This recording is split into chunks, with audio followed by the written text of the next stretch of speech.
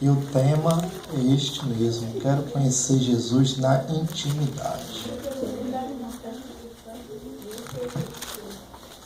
Todos acharam, amém? Amém. Amém.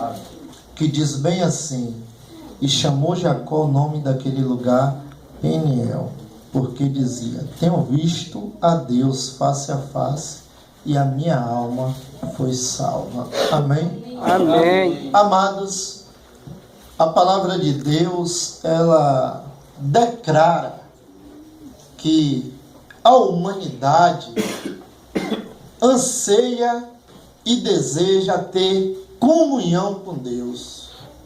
Independente do seu estado de pecado, pelo motivo da queda de Adão e Eva, o ser humano, ele deseja a buscar a Deus.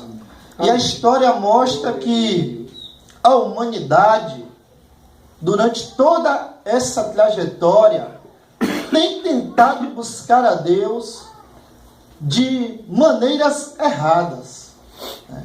Deus, ele chama o povo de Israel e ele determina, põe estatutos, põe mandamentos para que aquele povo vivesse em santidade.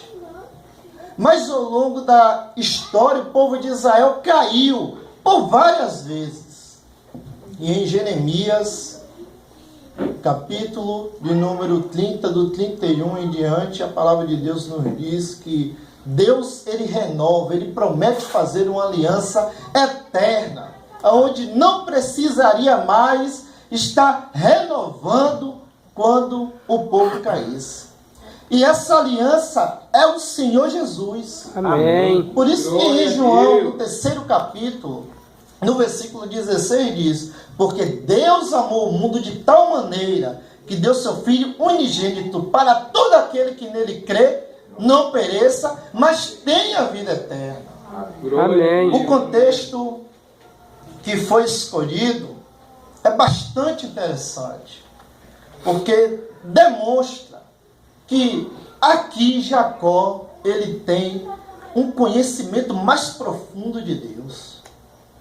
A partir daqui em diante, Jacó, ele passa a conhecer o Senhor de maneira especial.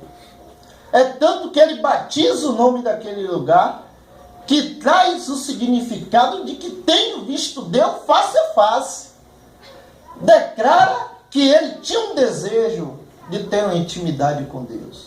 Amém. Mas o contexto da vida de Jacó era que ele era enganador, usurpador, porque levou a fama de ter roubado o direito do irmão de seguir com a promessa.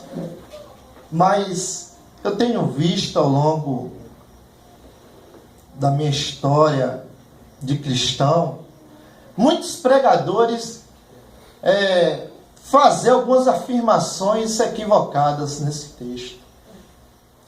Algumas pessoas dizem que a mãe de Jacó o criou de qualquer maneira, que Jacó também foi muito mimado, Esaú teve também seus privilégios e que a casa era bagunçada. Mas o texto nos revela que quando a mãe de Jacó estava grávida, que na barriga dela tinha um confronto. E ela decide orar a Deus.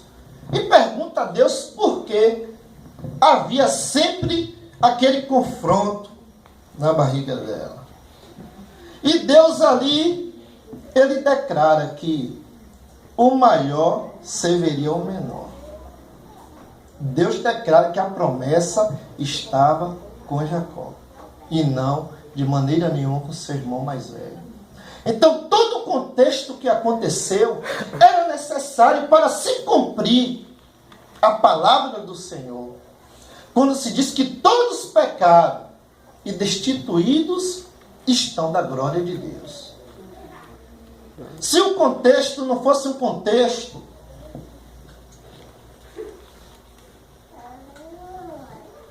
se a história não tivesse desenrolado desta maneira, não iria ter a parte do pecado de Jacó.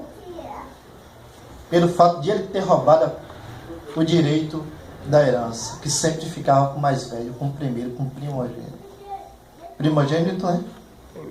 Então, meus amados, Jesus ele faz uma grande declaração quando ele fala a história do filho pródigo. Observe que o filho pródigo ele estava sempre com o pai. E também se tinha um filho mais velho. E se tinha um pai. No contexto, mostra que o pai era Deus. No contexto figurativo que Jesus transmitiu a mensagem. E que os filhos eram a humanidade. E que no início os dois eram perfeitos. Porque quando Deus criou o homem e a mulher, Ele criou perfeitos. Deus não nos criou com pecado, com defeito. Foi a partir da queda do Jardim do Éden.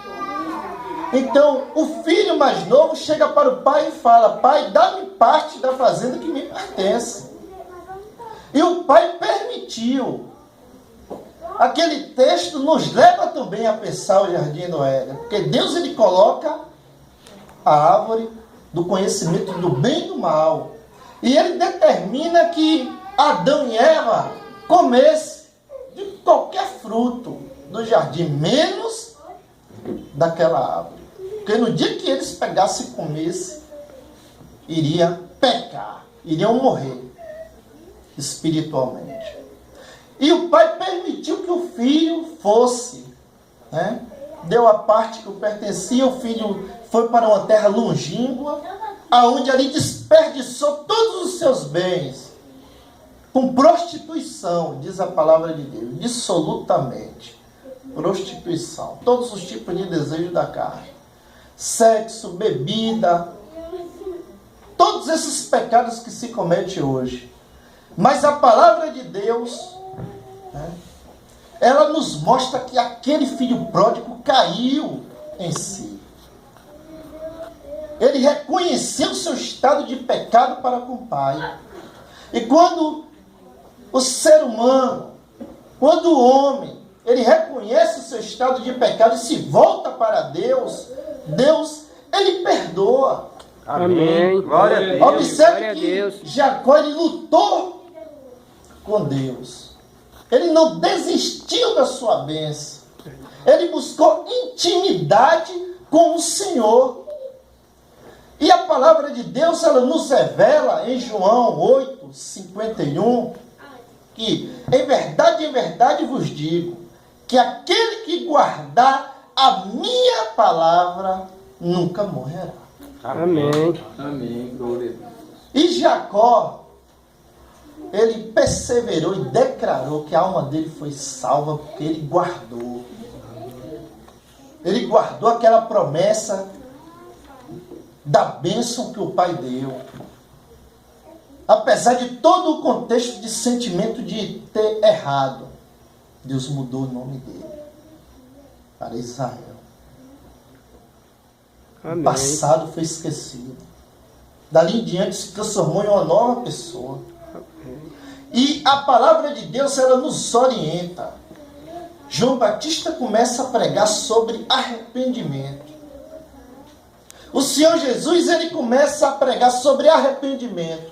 Foi a primeira palavra de João Batista, registrada na palavra de Deus, quando anunciou as boas novas. Foi a primeira palavra do Senhor Jesus. Os dois começou com a mesma palavra. Arrependei-vos, porque é chegado o reino de Deus. Amém. Amém. Glória a Deus. Glória a Deus. E o arrependimento se exige mudança de postura, de ação. Verdade. E Jacó teve mudança de postura, mudança de ação.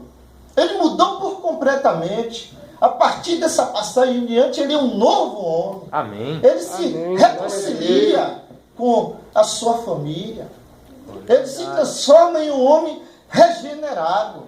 Santo E Deus. a palavra do Senhor declara que as pessoas que estão hoje no mundo, em pecado, afastado do Senhor, precisa ter uma reconciliação com Deus. Amém. Porque estão debaixo da autoridade do diabo. Infelizmente, irmãos, eu não posso aqui chegar e falar uma palavra diferente, porque em Atos 16, no versículo 18, diz exatamente isso. Que aqueles que estão afastados de Deus estão sob o domínio do diabo. E em Coríntios, capítulo 4, em 2 Coríntios, capítulo 4, no versículo 4, diz que o Deus desse século cegou o entendimento das pessoas para não resplandecer a luz do Evangelho.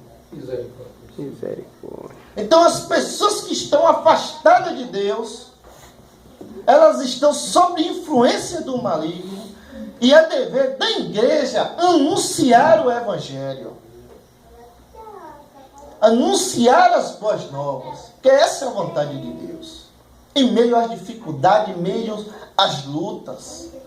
Mas em Romanos, capítulo de número 3, do versículo 3 em diante, e diz, mas não somente isso, mas também a tribulação produz paciência, paciência, a experiência, a esperança. E a esperança não traz confusão. Amém. Pelo amor de Deus que foi derramado aos nossos corações, pelo Espírito Santo de Deus que nos foi dado. Amém. Amém. Glória a Deus. Então, em meio à tribulação, é um momento de aprendizado para a igreja. Jacó passou pela tribulação. Mas a tribulação produziu paciência, experiência e esperança para ele.